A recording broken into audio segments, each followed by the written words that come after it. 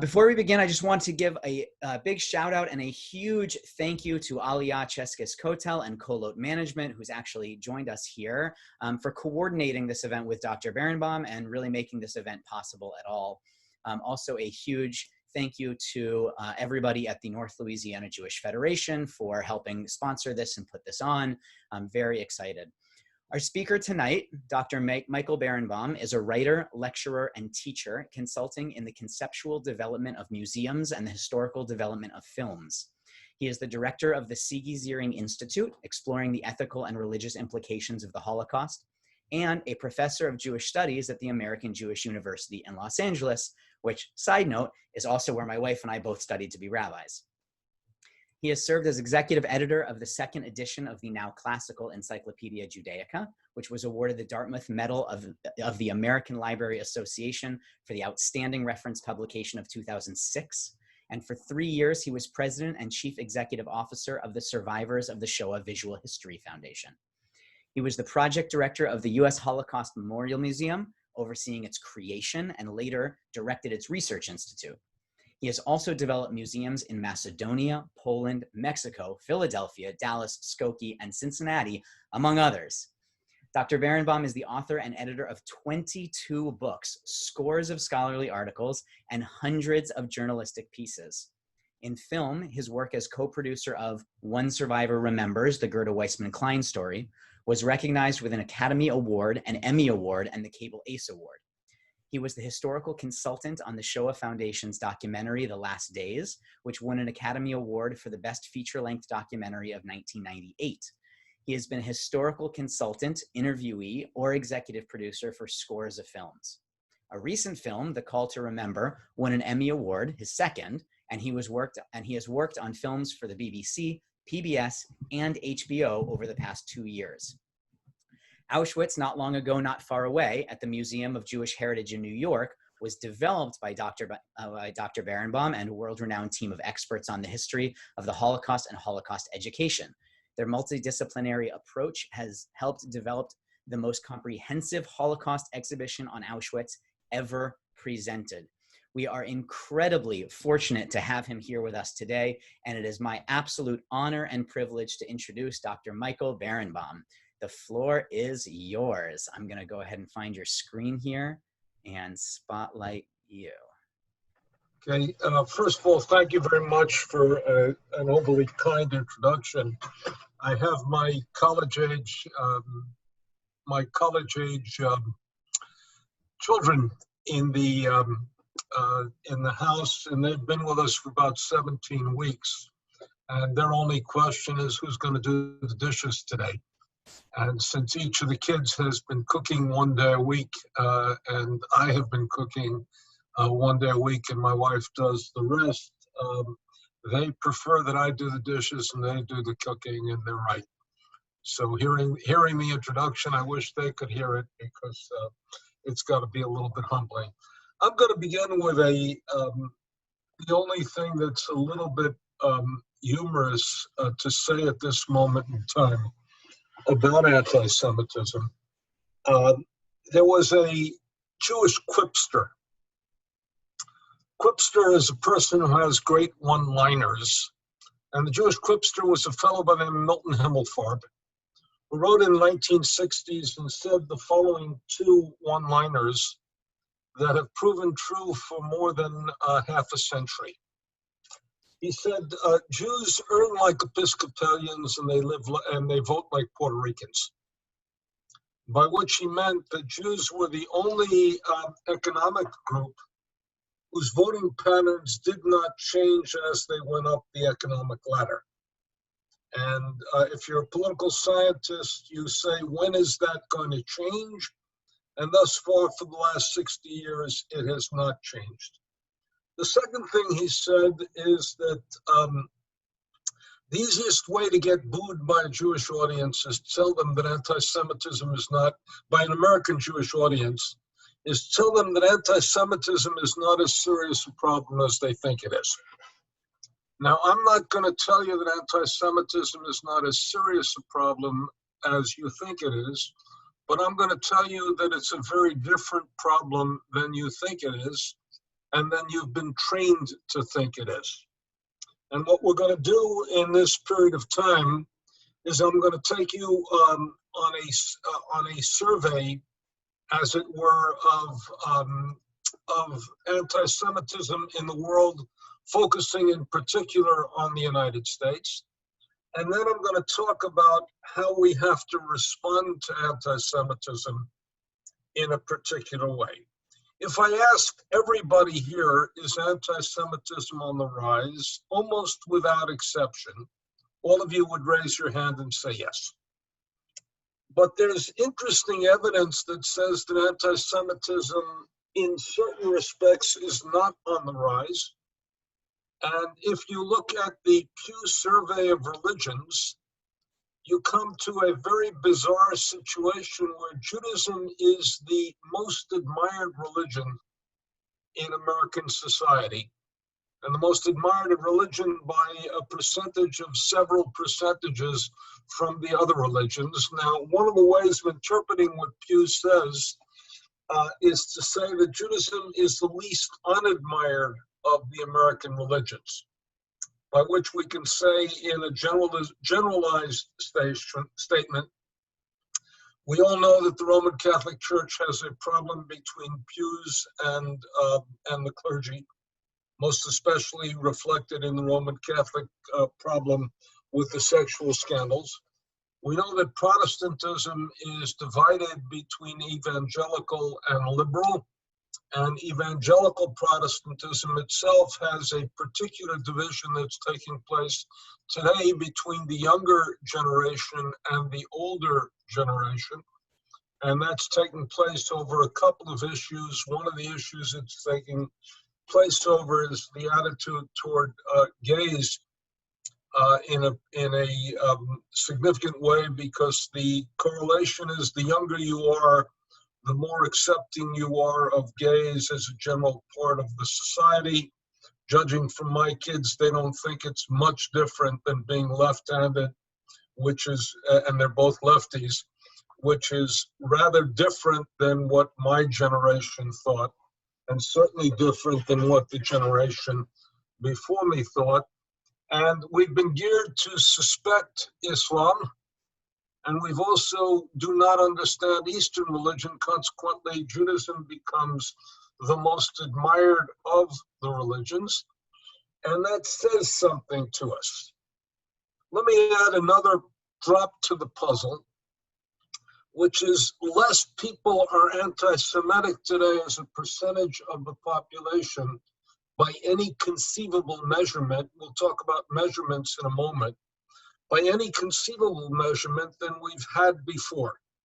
Then why, we have to ask the question, why is anti-Semitism on the rise? And why is it that we feel it's on the rise? I want to give you three reasons. The first is that the anti-Semites now have a megaphone. The megaphone is the internet. And that is, if you have an anti-Semitic thought, you can publicize it.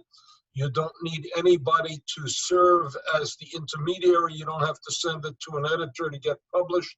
You don't have to send it to a TV station to get your views aired. You don't have to do it much on talk radio.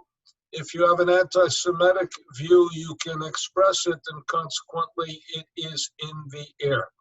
The second issue is that you have a social support system, because all of the social networks provide you with the opportunity to get reinforcement for your own perspective, and consequently you do not feel isolated.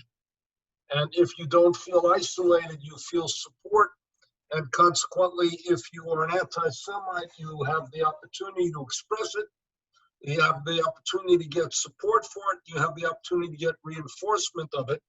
You also have the opportunity to get a model of what you want to achieve and what you want to do from the internet and the social support networks. The third thing, which to my mind becomes a pivotal thing that we have to approach when we're grappling with anti-Semitism today, is anti-Semitism occurs in the context of the increased permissibility of the expression of hatred. And that is that we can't regard it as personal to the Jews when we see all sorts of expressions of hatred being sanctioned by society, and none of the restraints on the expression of hatred, or many of the restraints on the expression of hatred, being relaxed. Let me give you a simple example of that. If you know the history of American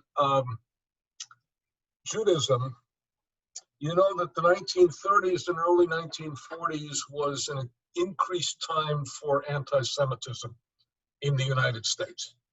Some of you were alive then, some of you grew up with that, some of you knew about it. All of a sudden, in the late 1940s, the expression of anti-Semitism quieted down dramatically. Quieted down dramatically in all sorts of ways. That's the moment you had Bess Meyerson, a dark-haired Jewess, becoming Miss America, something that could not have happened before. That's when Hank Greenberg became a symbol of American baseball. That's a period of time in which all of a sudden, that's when you had gentlemen's agreement in the movies. And it's a period of time in which, essentially, in the aftermath of the Holocaust, if you were an anti-Semite, you couldn't say it in public. In the same way that in the late era, and at least in northern perspectives, in the late era of the civil rights movement, if you were racist, you didn't quite say it. And now we live in a context where if you are anti-Jewish, if you are anti-Black, if you're anti-immigrant, if you're anti-Hispanic, if you're anti-foreigners, whatever you are, you feel all of a sudden it is authentic to express those hatreds, and consequently all of the restraints are off. Now let me caution you on something which is absolutely frightening and absolutely serious. All of the increase of anti-Semitism and all of the increase of the expression of hatred has occurred to date in a context of relative prosperity. And now we are entering into a time of three, maybe four, but let me specify three, basic crises that are dramatic. The economy is going to be in the tubes globally for a period of time. And within the United States, it's going to be in the tubes for a while. And people are worried about their basic economic survival. Secondly, people are worried, and rightfully so, about their basic physical survival in a time of enormous illness. And thirdly, we have a paucity of leadership that is forcing us to come together, or that is encouraging us to come together. And this occurs at a particular time when the reality is that we're all in this together, which is my health depends on your discipline, your health depends on my discipline. We're all dependent on the essential workers, and we're all dependent on the people in the world now who handle the medical crises. And we're all in this together, which is not making a tremendous gap or division between people, but we seem to be pulling it apart by race, by ethnicity, by class, also by regions. And at a time which should draw us together, we're pulling apart. So the first thing to say is all bets are off. And one can only expect that there is going to be an increase in divisions within the American people, in scapegoating and the like, and that people who are frightened are also going to, people who are frightened of the unknown are also going to, I don't want to say adopt, are also going to be attracted to conspiracy theories that seem to put things together. Let me now give you a couple of more paradoxes, one of which is an interesting opportunity and also a perplexing situation. Jews are living in a way in which they perceive themselves in a way different than others perceive them. One of the ironies that you have in the South, especially in Louisiana, and I lived in Tallahassee for several years, is that in your communities, you are known to be Jews. And that is, there's no doubt that you are who you are in your communities, whether you want to or not. And in that sense, you're regarded in a particular minority situation in the Southern context, in the context of Southern society. And your own relationship to fellow Jews is reinforced by the society in which you live in. But the irony is that in most of the United States, Jews are regarded as a privileged part of the white majority. And as a privileged part of the white majority, it becomes difficult for some to imagine that Jews can actually also be victimized as that at the same time. And it also means they're regarded as a privileged part of the white majority and also as a powerful part of the white majority, except ironically by one very important segment of society, which is where we now have an explosion of anti-Semitism, which is the radical white supremacists. The white supremacists do not regard the Jews as white, and they also regard the Jews as being the sponsors of a series of policies that diminish white power. And because it diminishes white power, by which they traditionally meant white Anglo-Saxon power, and because Jews are that, they have become a particular enemy. They've become a particular enemy in a couple of ways. Number one, which is they generally support policies that have diminished white Anglo-Saxon Protestant domination. And the second part of it is that Jews have done very, very well in a globalized society. Let me give you a couple of examples to make it vivid for you, and we'll give it to you in a couple of humorous, one humorous example. One of the traditional markings, ADL has done a fantastic series of studies of anti-Semitism that have been studies over generations. 50 years, they've been asking the same types of questions. But let's look at something that happens when they ask the same type of question.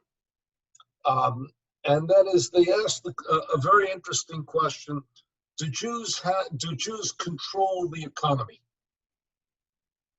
Now, if you look at let's leave this past couple of years aside, but if you ask, do Jews control the economy, and you regard that as a question of a determination of anti-Semitism, you have to ask yourself the question. The chairman of the Federal Reserve up until last year was a Jewish woman.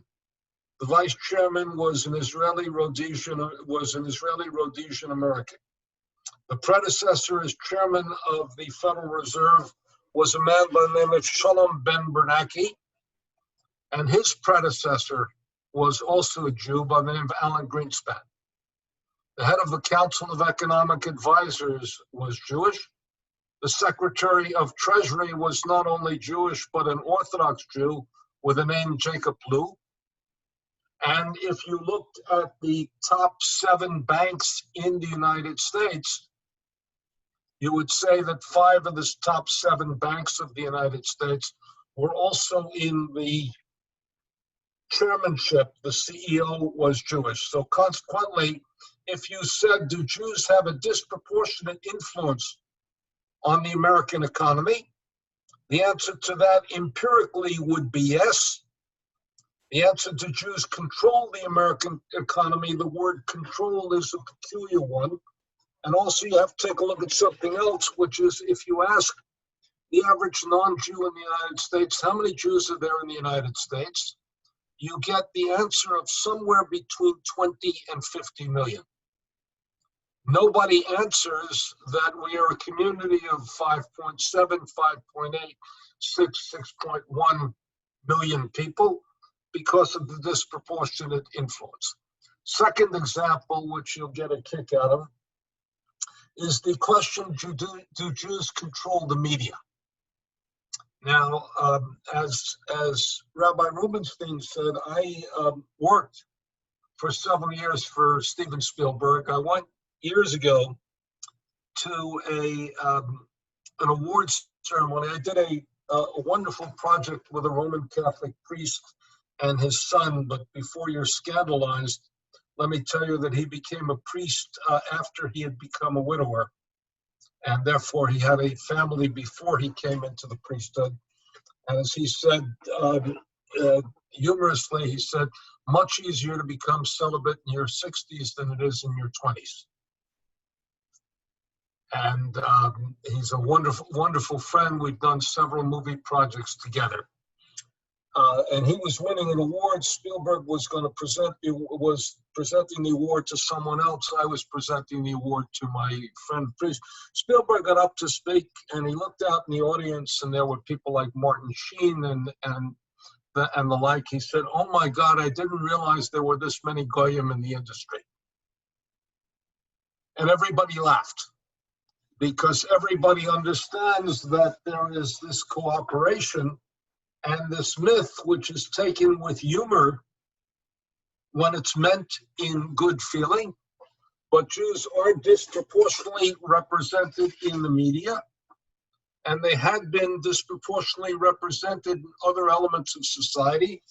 And Jews also have been enormously benefited by what we call globalization.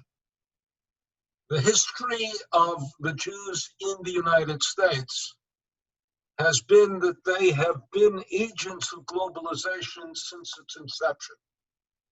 I'm a historian. If you go back in Jewish history and you ask where were the major Jewish communities in the United States, the answer to that is port cities.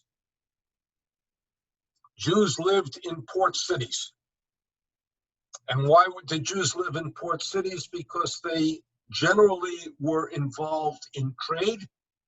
And one of the reasons for that was because they had two elements that allowed them to be involved in trade. And by the way, this is not only in the United States.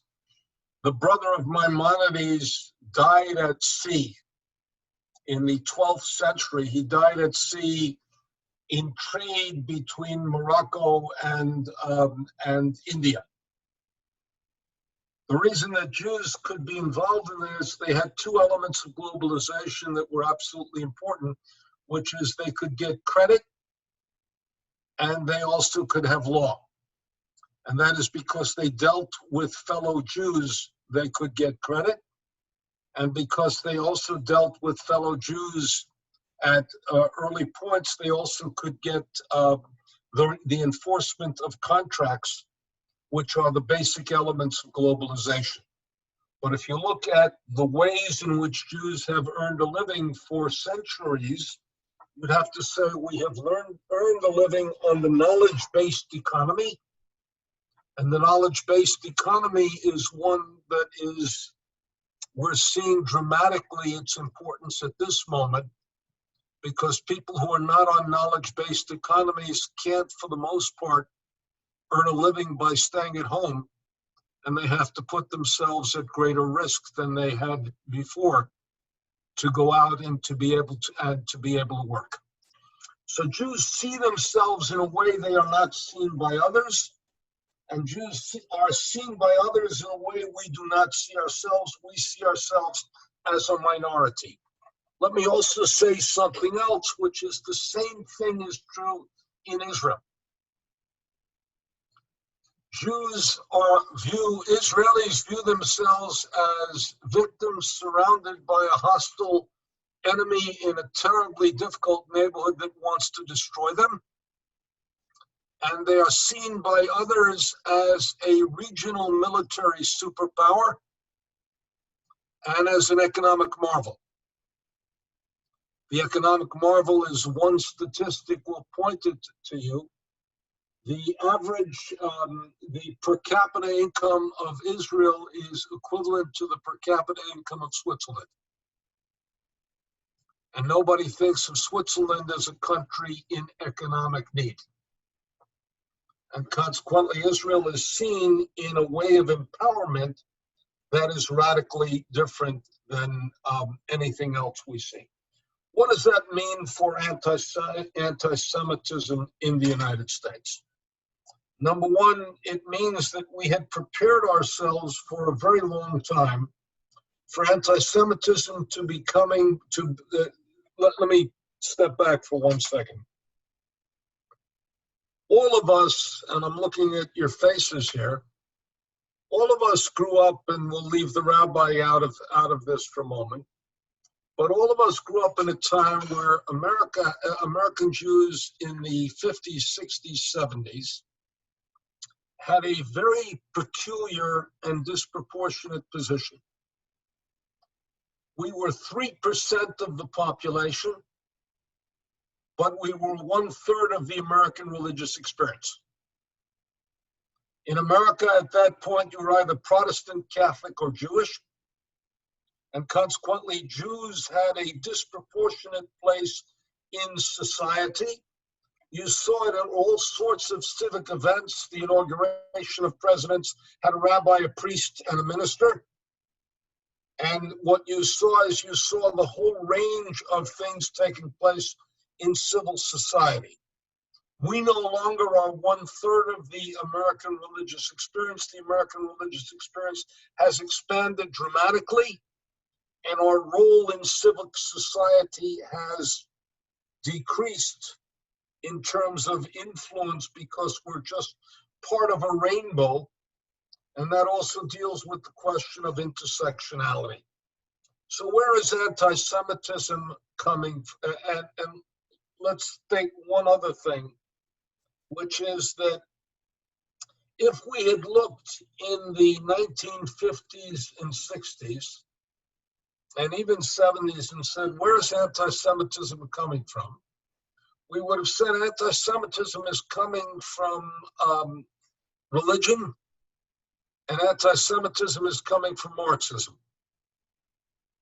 The most dramatic change in the United States has been that Christian anti-Semitism has lost any of its institutional reinforcement, with a couple of exceptions. Roman Catholic Church has undergone a revolution now that ended the idea in Roman Catholicism, the Jews are Christ killers, which was the achievement of John the 23rd. Recognized the state of Israel, John Paul II. John Paul II said anti-Semitism is anti-Christian, and he apologized for the anti-Semitism of Christians, not for the anti-Semitism of Christianity, but for the anti-Semitism of Christians. And the current Pope, Pope Francis, ended the idea that you need a mission for the Jews. Said that Judaism is fine in and of itself. It is the original revelation, has not been replaced for Jews, and consequently, we don't have to convert them. You all know that the strongest supporters of Israel today are the evangelical churches, and the evangelical churches have see the Jews returning to Israel and as an essential part of Jesus returning in the second coming. And the reality is that you have to be both accepting of that and a little bit cautious of that. Accepting of that because support for Israel is fine and good, cautious of that for a different reason, because if Jesus does not return in a foreseeable future, which as a Jew I would say is a reasonably good bet, and I say this as a religious Jew, that the easiest affirmation that I make as a religious Jew is we live in a world where the Messiah has not yet come, because we live in a world which is unredeemed. But over time, we face the problem that if you ask, how are you going to explain that Jesus has not returned, there is the possibility that Jews will be blamed for that, and also that Jews may disappoint because they will not convert. And that means that the current support that we enjoy could turn to anger and disappointment in a very particular way.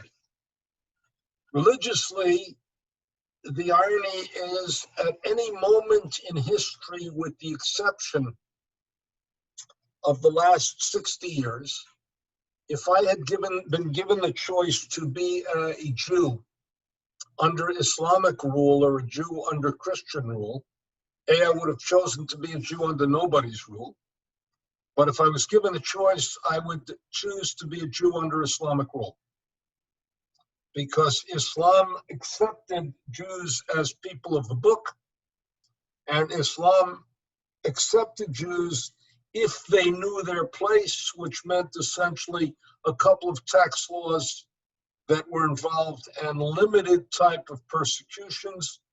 And Jews were an integral part of Muslim society more easily than they were integral part of Christian society. That changed with the onset of Israel and with the tension that now we see.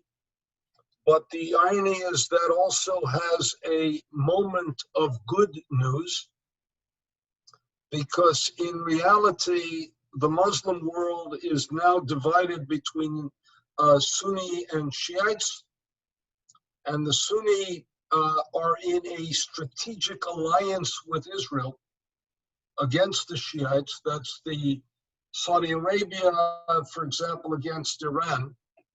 And the question always becomes, if they're in a strategic alliance against the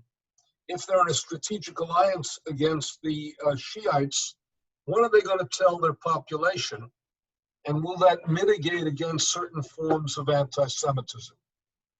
And the second thing is, in the United States, the degree to which Muslims want to become part of the American mainstream, assimilate and acculturate to American society while still remaining Muslims, is the degree to which they're going to have to do what is the requirement in America up till now, which is the requirement of civility and the requirement in the interreligious sphere of paying respect. Let's now talk about anti-Semitism and the extreme left, and anti-Semitism and the extreme right. Left, let's deal with in the following way. What is the difference between opposition to the state of Israel, or a criticism of the state of Israel, and anti-Semitism? The best way to describe it is to give you a 3 Ds. Remember the 3 words: double standards, delegitimation, demonization. If you judge Israel by one standard and the rest of the world by another, you're venturing into the domain of anti-Semitism. If you say, for example, that Israel is living on land that it did not originally occupy or control, the same thing is true of the United States and Australia and Canada. And America, we're now seeing the tensions of America being born of slavery. And if you then say that Israel has no right to exist, that's delegitimation. The reality is that other countries are founded in precisely the same way, and delegitimation comes from a problem of conception does not mean that you don't have the right to exist in the future. And the third figure is demonization. Is Israel the root of all evil? And consequently, is it responsible for all evil? And demonization has occurred also with Jews. We run a risk with demonization taking place on two levels. If a vaccine is developed, and we all pray to God that a vaccine is developed as soon as humanly possible, were that vaccine to have an Israeli origin or a Jewish origin, you will hear on extremes the fact that Jews developed the disease in order to provide and to benefit economically from the vaccine. You already hear a measure of that as a conspiracy theory with somebody like Bill Gates. Bill Gates has now set up a series of factories that are prepared to manufacture a vaccine if it exists, has given hundreds of millions of dollars to this project. And the accusation on some levels is that essentially Gates is responsible for the virus because he wants to profit from the vaccine. And if a guy who's worth $100 billion or so is being accused of needing more money and wanting to profit from the vaccine, you see that there's quite no rationality that comes in to the equation when he's spending his own money and is doing it under a non-profit status. So on the left, you have a problem, which is the left begins to see Israel in colonialist type of things, moves over to anti-Semitism, and then blames Jews for everything that happens to Israel. The anti-Semitism on the right, which is developing in white supremacists, is the idea that Jews are responsible for diminishment of white power. And we see this in the particular demonization of George Soros. If you imagine the accusations against George Soros, an 89-year-old man, is that he, number one, sponsored all of the caravans that were invading the United States from Mexico. He has sponsored the entire Black Lives Matter movement. And what is Soros's original sin, and we see this in Europe, Soros's original sin is he sponsored the Open University in Europe, which was the way in which preparing European students in the former Iron Country, communist countries, for participation in the Western world, which is that the Open University had instruction and academic work in English so that they were prepared for a globalized universe. And he has become the enemy par excellence of all of the radical nationalists of Hungary, of Poland, of Lithuania, and of the right wing, the enemy of the right wing in Europe, which is translated also into the United States. Let me spend a couple of seconds about telling you about good news and then opportunity. I was in Pittsburgh several times, and the first time was immediately after the Tree of Life murder of 11 Jews. Pittsburgh's instructive. What did we find in Pittsburgh? We found that you had an extremist who shot up the synagogue and killed the worshipers, the first time Jews had ever been killed in worship in the United States. But something radically terrific happened in the immediate aftermath. Civility held. The mayor was there, the governor was there, the district attorney there, the police chief was there. They all said what? This is not going to represent Pittsburgh. And then society, civic society came out. Priests, ministers, bishops, all of them came out. And the most important thing that happened is that the Islamic community in Pittsburgh came forth with $250,000 to help the victims of the Tree of Life, which meant that if they want to participate in America, they have to what? Enter the mainstream and have civility take place. Mrs. Rogers, the widow of the most important moral voice in the education of children of the last generation. Would that we had Mr. Rogers today, and the nostalgia for Mr. Rogers is precisely the nostalgia for that moral voice. She came out to what? To protect her neighborhood. Mr. Rogers' neighborhood was what? Was Squirrel Hill. The newspaper published the Kaddish on the front page. The Pittsburgh Steelers, the World Series started with a moment of silence.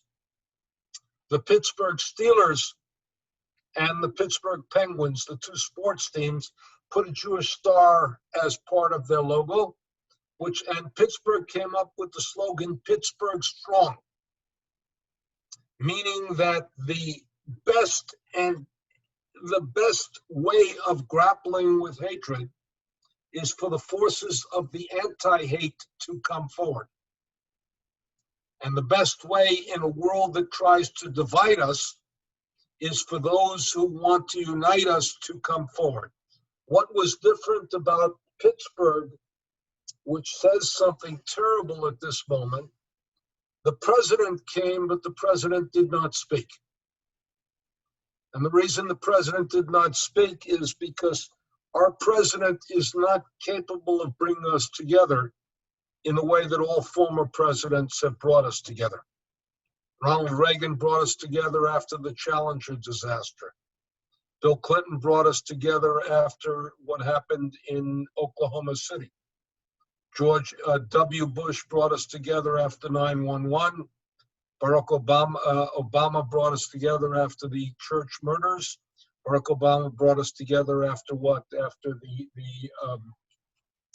the Sandy Hook massacres. And our president, unfortunately, does not have in his reservoir the capacity to bring us together. So he stood there silently because he wasn't trusted even by his own staff to say the right things at the right time. And consequently, that became the defining weakness of that moment, a moment that should have called us forth. And the Israeli ambassador could not speak because the Israeli ambassador was so linked, Israel was so linked with Donald Trump that they couldn't speak, and they also couldn't say what they said in France, and we'll talk about that for a couple of seconds. Come home, we'll protect you. Let me but the most important element here is that civility is the key. And civility means that we have to have solidarity with all of the people who are being attacked, and we have to preserve the core of civil society. Let me give you one other historical example in America that is, in one sense, my favorite. Do all of you know the story of Billings, Montana? You should know Billings, Montana, because it was a small city with a very limited Jewish population, 40,000 people, 80 Jews. A person threw a brick through the home of the conductor of the Billings Symphony because he had a menorah in his window on Christmas time. The pastor of the local church sent for those little aluminum menorahs that we give out to Hebrew school kids. And he handed them out on Sunday along with candles and said to his congregants, if they're coming for Jews, we're all Jews. I want you to all put your menorahs in the window and light your candles. And the newspaper in Billings, Montana published a full-page picture of the menorah, essentially saying that in the aftermath of hatred, unity has to take place, civility has to take place, and we have to come together. Interestingly enough, we just saw that in a very interesting thing in the sports elements. which is that a player for the Philadelphia Eagles made a series of anti-Semitic remarks. And then Julius Edelman, a player for the New England Patriots, said publicly, he said, let's do the following. I will take you to the United States Holocaust Memorial Museum in the morning, and you will take me to the National Museum of African American History in the afternoon. And what does that represent? That represents, instead of castigating each other, shouting at each other, screaming at each other, a path of what? Of unity and civility was provided. Let me spend a couple of minutes now talking about the situation in Europe, and then talk about the Muslim situation. We'll do that all in about a total of 10 minutes, and then we'll have time for questions and get responses for the questions. The best way to describe what's happening in Europe is to differentiate the following. I want you to understand one term, and I'm going to use France as an example, but it's a generalized example. There is anti-Semitism in France, and that's different than anti-Semitism of France. Let me repeat it so you understand. The anti-Semitism in France is different than anti-Semitism of France. What do I mean by that? If you are a Frenchman and you really believe in liberty, equality, and fraternity, then you're perfectly willing to accept Jews, Muslims, secularists, and Catholics working together, living together, operating together.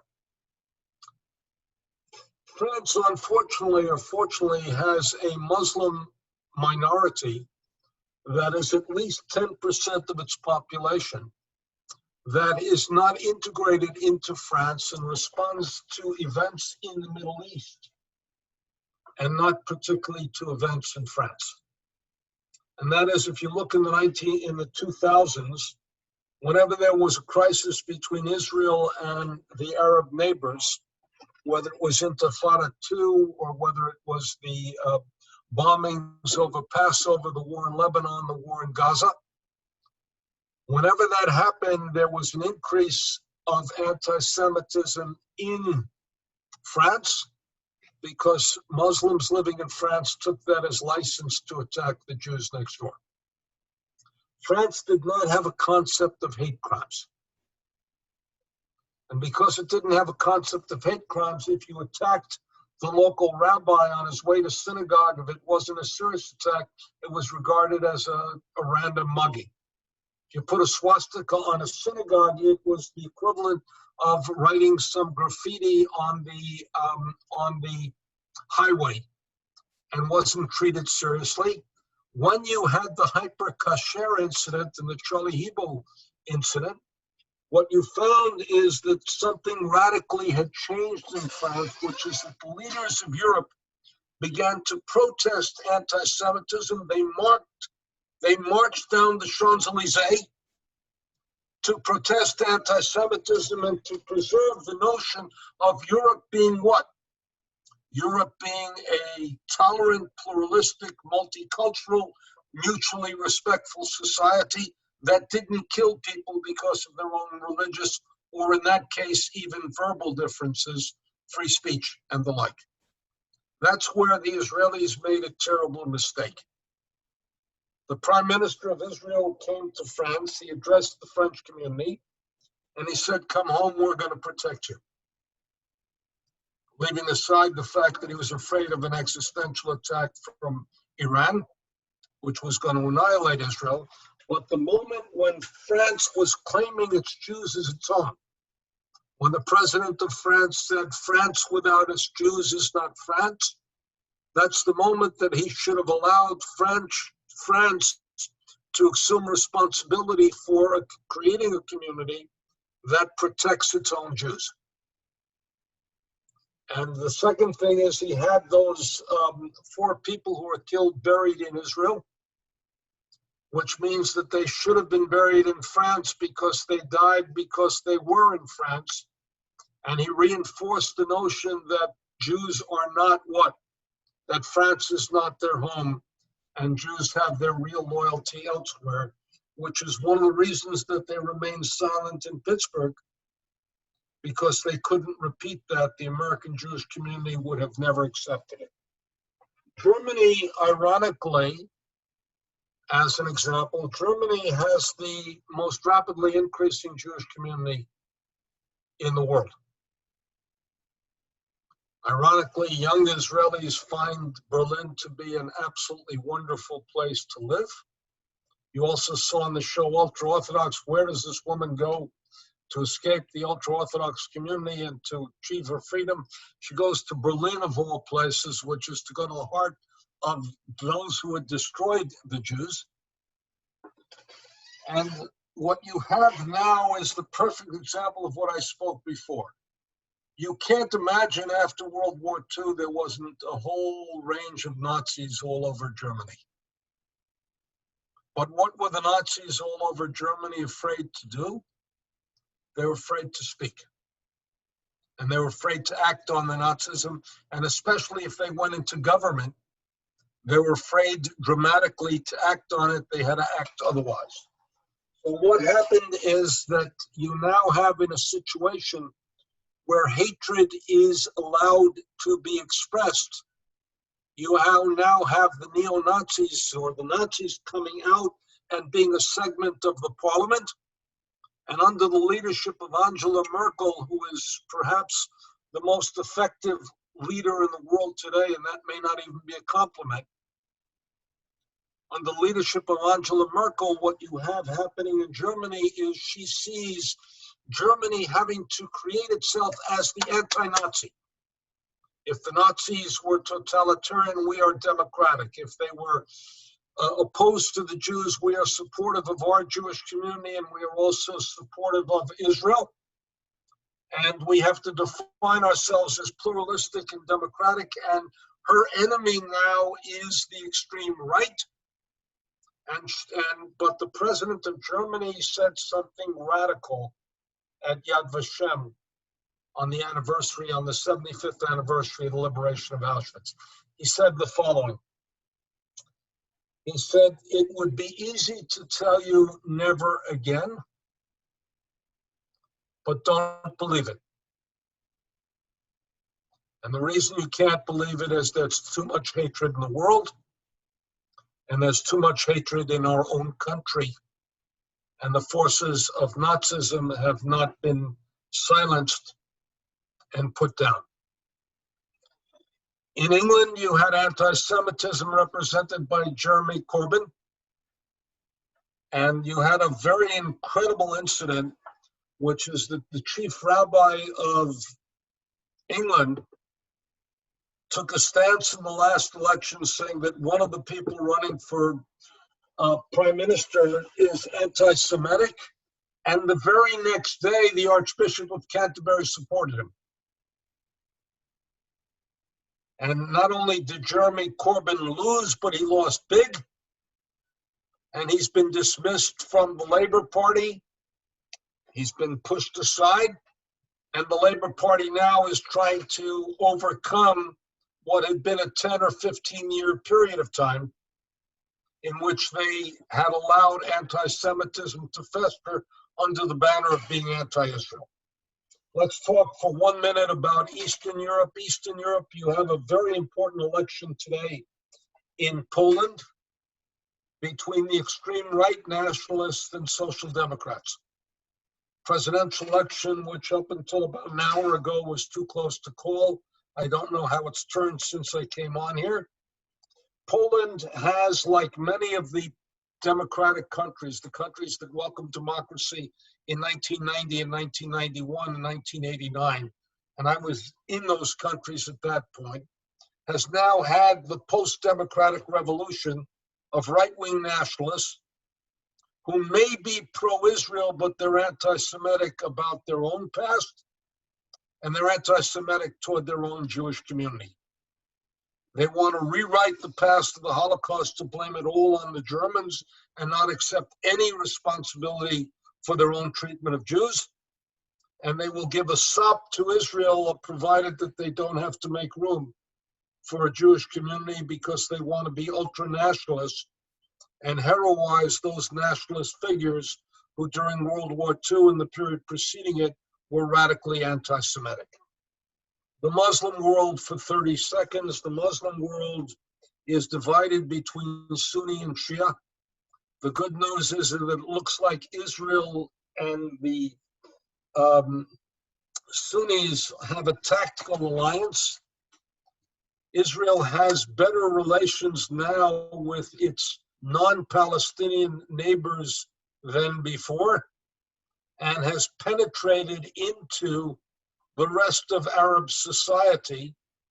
And consequently, if the annexation thing doesn't kick in too much, there is a possibility, a small possibility, but a realistic possibility, that you will have a diminishment of the national support for Muslim anti-Semitism, which should translate into an easing of the situation in every Muslim country, most especially in France and in the United States.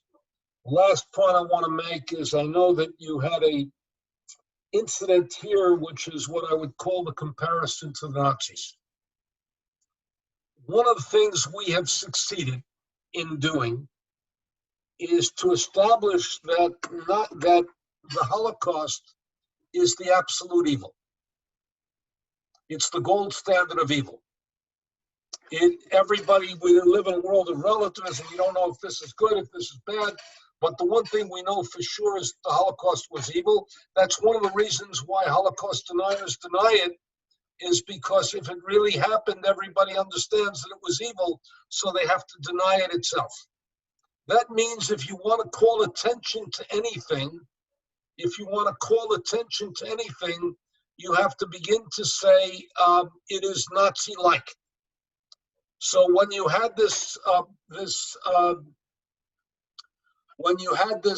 leader in your area say putting on a mask is like Nazism, it's a statement which is ridiculous on its merits.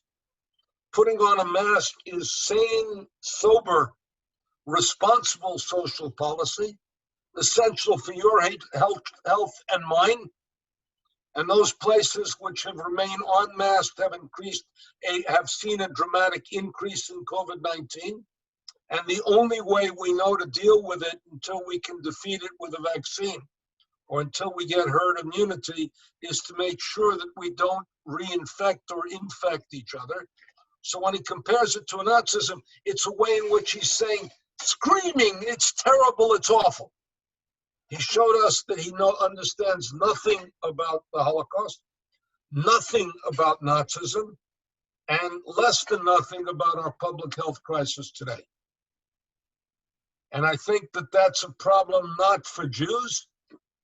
It's a problem for everybody who is part of this society, because asking a person to wear a mask is no different than saying we want you to stop at a traffic light.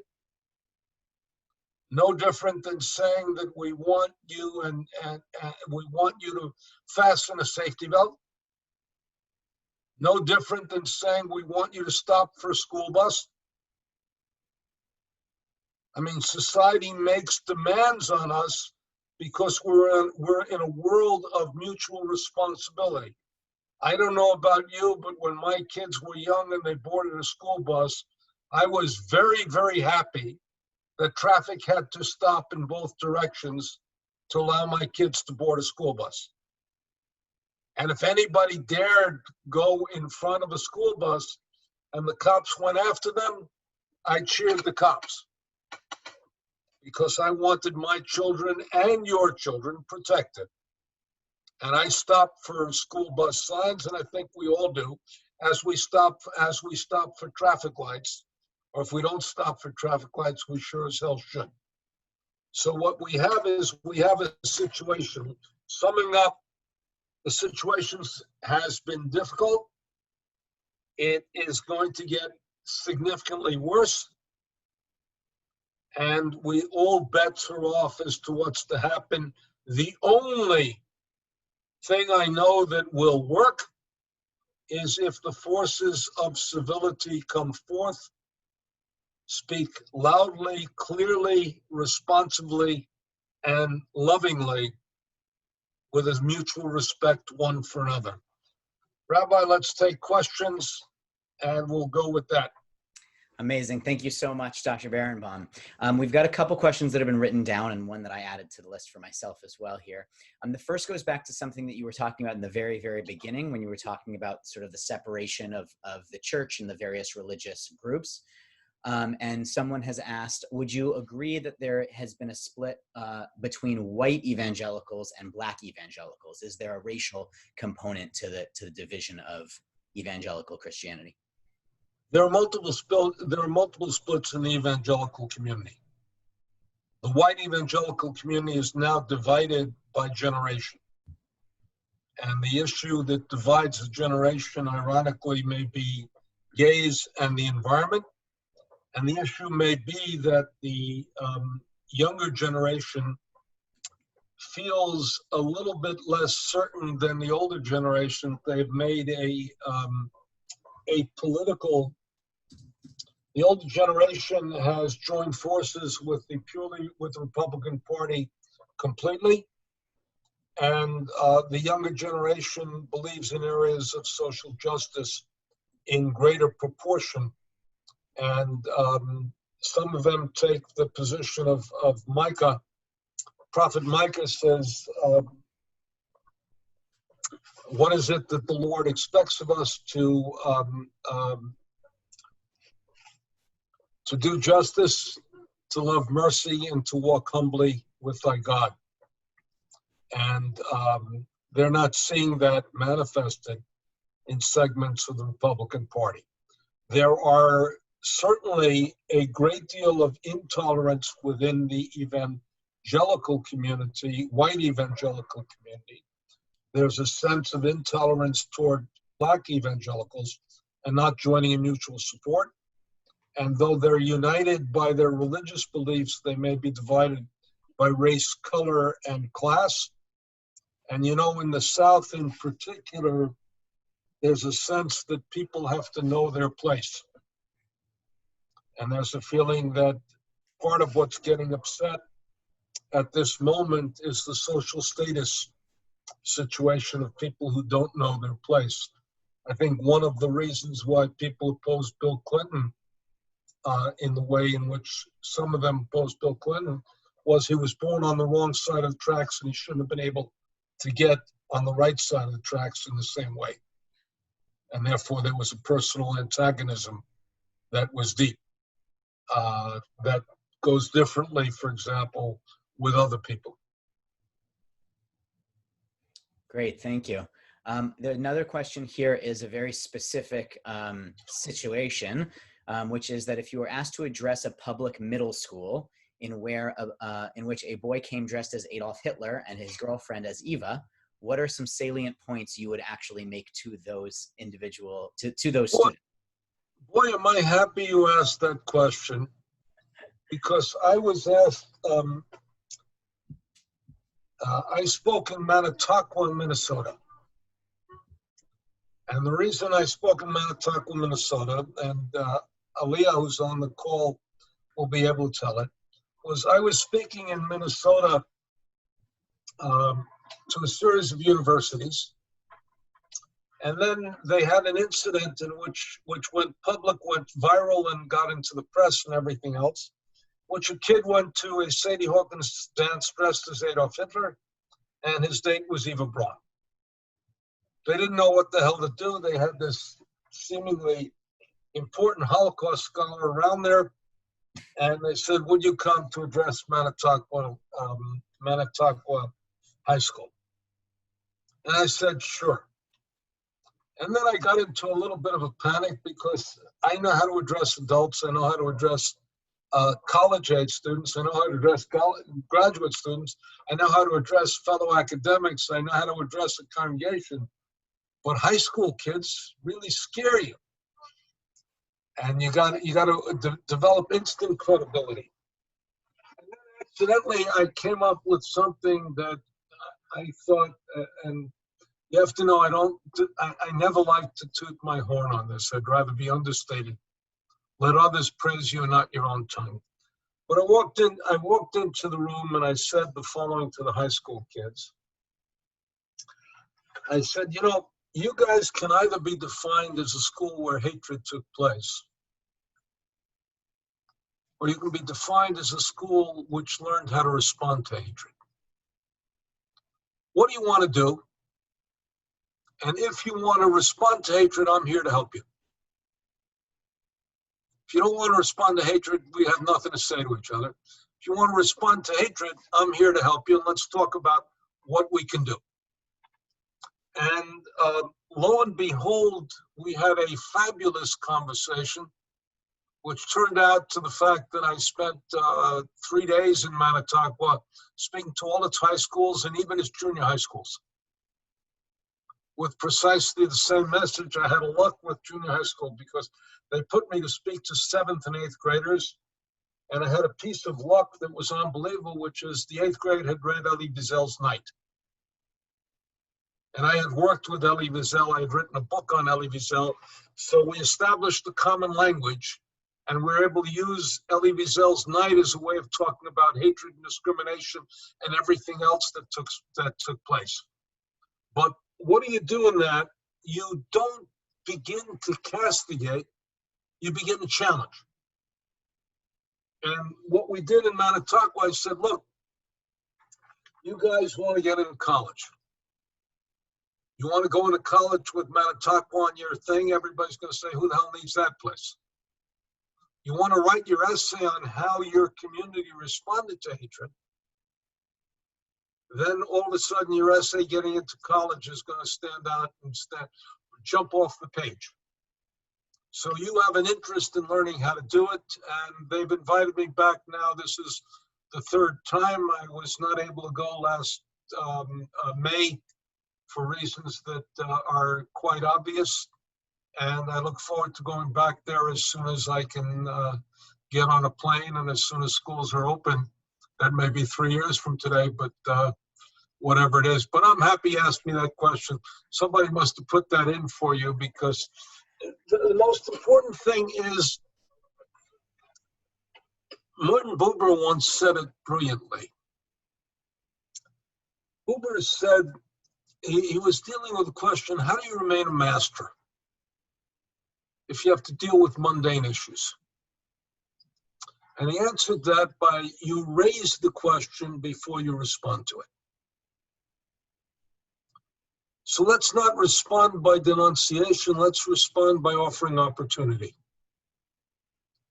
And part of what we did in Manitaqua was to offer opportunity.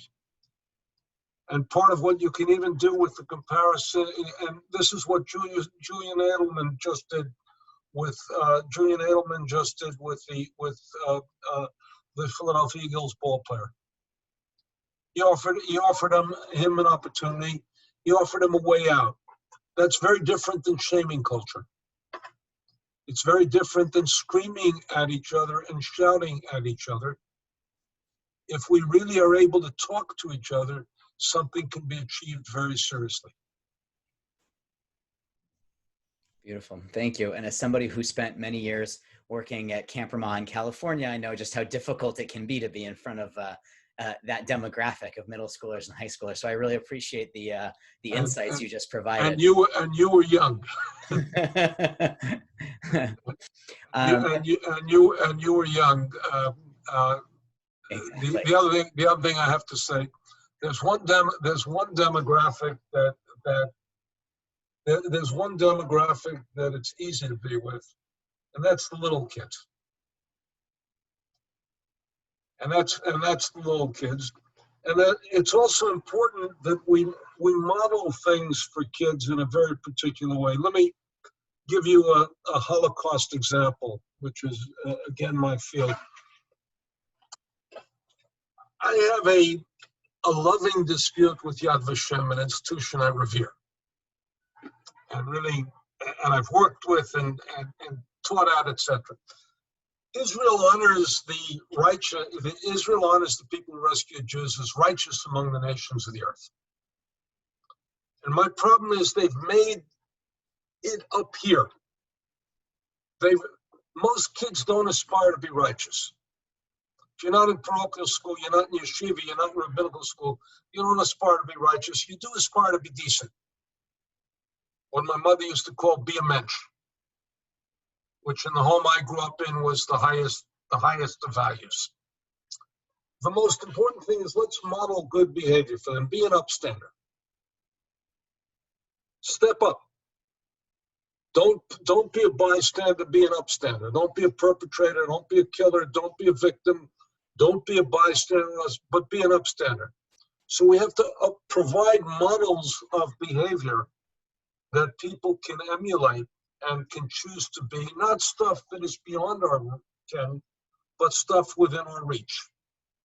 And I think that's the most important thing, which is the notion of compassion and also modeling. Great, thank you. Just want to say if anybody else has questions, I've got a couple more here that I've written down from the chat and from myself. But if anybody else wants to add, please go ahead and type into the chat now any questions that you have. In the meantime, the next question is, if you could speak a little bit more about the annexation that's currently going on in Israel and how that may or may not affect the global anti-Semitism, or at the very least American anti-Semitism, depending on how Israel moves forward. Well, do you have another hour for me to do that, or can I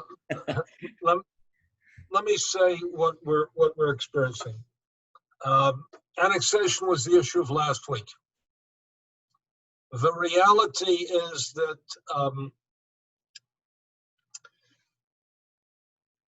Israel is facing an existential choice which it hasn't been able to decide on for 53 years. The choice is, how do you be a Jewish and democratic state? And how do you have a massive Arab population under your domain? And a massive Arab population that doesn't want to be ruled by you. And there are three models to take place. One is the model that Peter Beinart suggested this week of a one-state solution, which is you have a democracy that is available for all the population between the Jordan River and the Mediterranean Sea, in which essentially Israel now has a 60-40, 55-45 population balance on it. The second model is that you control this population and you don't, and you dominate them. And we've seen that that may be good for 10 years, it may be good for 20 years. Binational states don't work over the long run. And whatever you do now, whatever you do now will have implications for generations forward. The third is that you find a way to separate. And separate, I jokingly say divorce is the best option.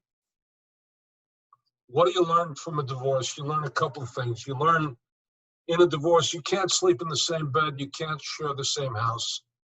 And if you're rational and not emotional about divorce, nobody is, then what you do in the case of divorce is you have the resources divided in such a way that both parties can live independently of each other as best as possible.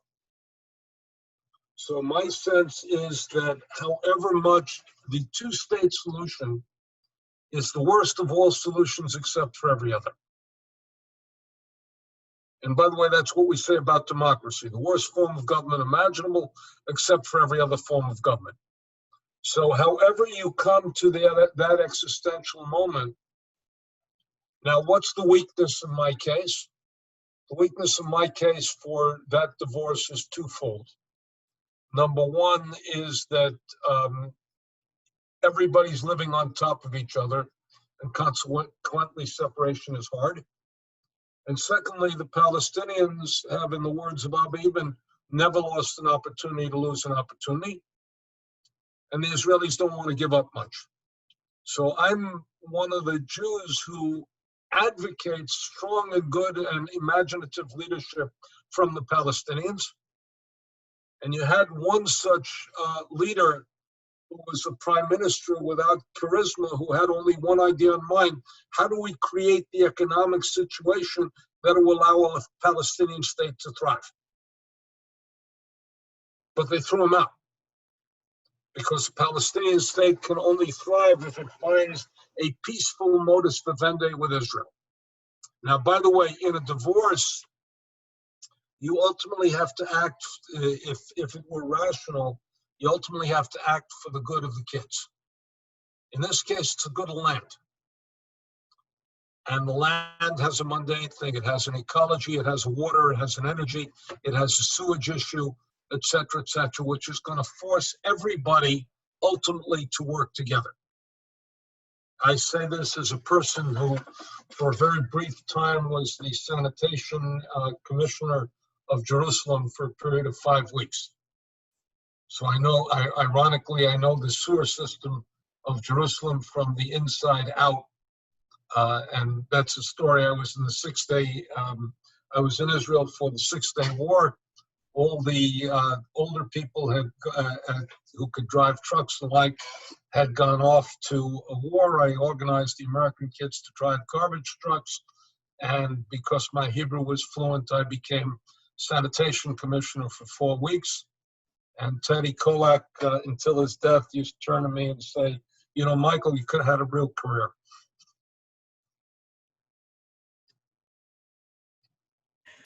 Thank you. I think we've got time for 1 or 2 more questions. There was one that came in here asking about the Black Lives Matter organization versus the movement and sort of the Jewish relationship with that, and how specifically, how would you recommend communicating about Black Lives Matter as a Jew? All lives can't matter until Black lives matter. And we have to distinguish between Black Lives Matter as a cause, and that is Black Lives Matter as a cause is an absolute, complete, and total necessity. And Black Lives Matter as an organization, which if it wants to go mainstream and wants to, as it were, gain support from all of the population, has to begin to come to terms with the fact that it has anti-Semitism and anti-Semitic support at its core. And whatever its views on the Palestinians, that's not the way in which it's going to achieve mainstream support. So I marched with Black Lives Matter in Los Angeles. And I believe that my view generally is that people of the right have to fight anti-Semitism on the right. People of the left have to fight anti-Semitism on the left. And I think that the degree to which Black Lives Matter as an organization wants to achieve real political results, it's going to find that the anti-Semitic elements within it are going to be a handicap to the achievement of political results. Going to have a choice whether to remain anti-Semitic, support anti-Semitic elements, or achieve political results. I hope for the good of the nation it seeks to achieve political results. And as a Jew, look, as a Jew, we should understand historically when the police felt that lives of minorities were cheap and there were no consequences to expressing your power. We've been there. Not only in the Holocaust, before the Holocaust, read any account of pogroms, read any account of the attitude toward government, the attitude toward police, the attitude toward authority, even see Fiddler on the Roof, and you get a sense of that. No life matters until all lives matter, and that means in our society that Black lives have to matter. The other thing is, I don't believe in defunding the police, but I think we can think of reimagining the police, which is that everybody's got to be trained at this moment in de-escalation. And I say that all across the board. And I say that about teachers. I say that about police. I say that about my own university professors. I say that about the whole world. It's very easy to be in your face and to say authenticity is the expression of hatred. Very different to de-escalate. It's also on certain areas where training, whether it's police training or anybody else's training, in social work and the like would be more helpful. Domestic abuse, drug-related incidents, mental illness. Police are not particularly equipped to deal with people having breakdowns. And that's one of the things they're called upon. Now, we can train them for that, or we can have social workers attached to police who are capable of doing that, and consequently a certain type of de-escalation. And that's possible throughout society.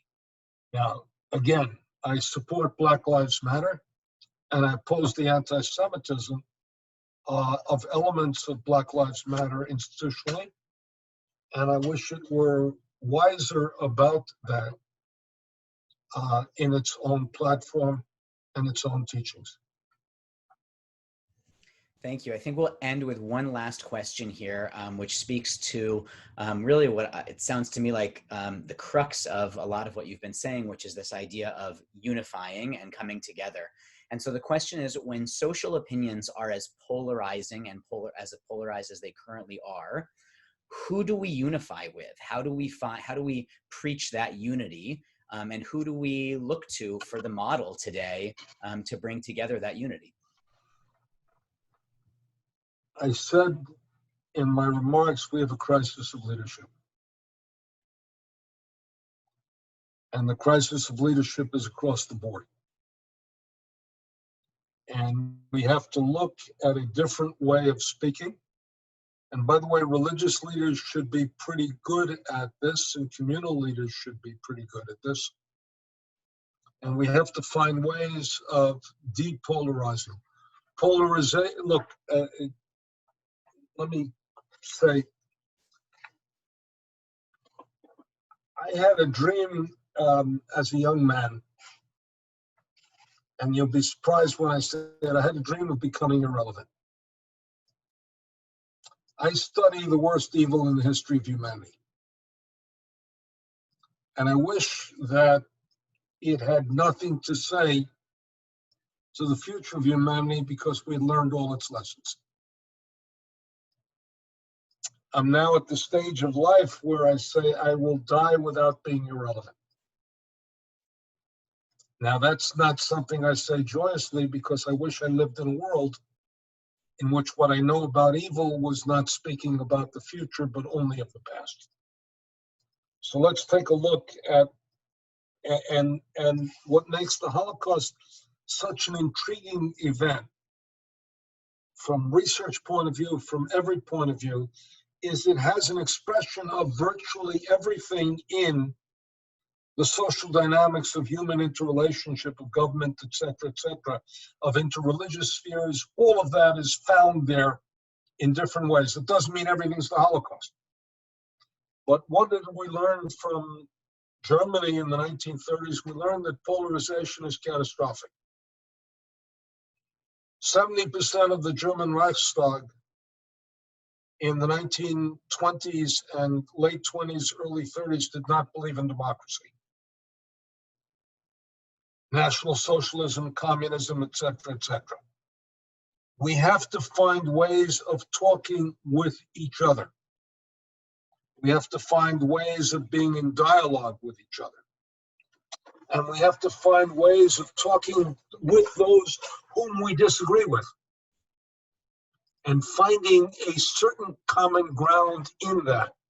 We have to demand of our political leaders that they begin to speak not of my enemy, but my worthy opponent. There used to be language that was used all the time, the distinguished gentleman or the distinguished lady from. that they find a sense of it. The other person may not be right, they're not necessarily evil. And I'm looking for those political views expressed in every segment of society that don't pull us apart but pull us together. And this is a moment in history when literally we are all in it together. Coming back to what we said in the health crisis, my responsibility will determine your health, your responsibility will determine my health. And unless we get our mutual health in order, we will never recover economically. And unless we have a greater sense of economic possibility, we're not going to want to live in a society in which people are starving on the street. We're going to have to find a way of dealing with each other and the like. And I'm looking for those people in that world in which people, it's easy to pull apart. It's much more imaginative, difficult, but much, much more important to pull together. And Abraham Joshua Heschel once said, words that I've been increasingly thinking of, I'm an optimist against my better judgment. And that's because I'm a Jew. I could not imagine a better ending to this shiur, this lecture. Thank you so much for taking the time to speak with us. I'm Dr. Berenbaum. It has really just been so enlightening. I hope everyone has enjoyed this as much as I have. Thank you so much to the North Louisiana Jewish Federation for sponsoring. And I look forward one day to being with you folks in person. We would love nothing more than that. And another huge thank you to Aliyah Cheskes-Kotel and Kolot Management for helping set this up. It's really just been amazing. For everyone out there, we have a lot of other great programs happening in and around Shreveport on Zoom, some more things to come. You can check it all out on our website, jewishnla.org, jewishnorthlouisiana.org. Again, just a huge Yasher Koach. We can all give sort of a Zoom clap or round of applause there since everyone's muted. And thank you so much again, Dr. Berenbaum. And we look forward to the next time we can have you speak.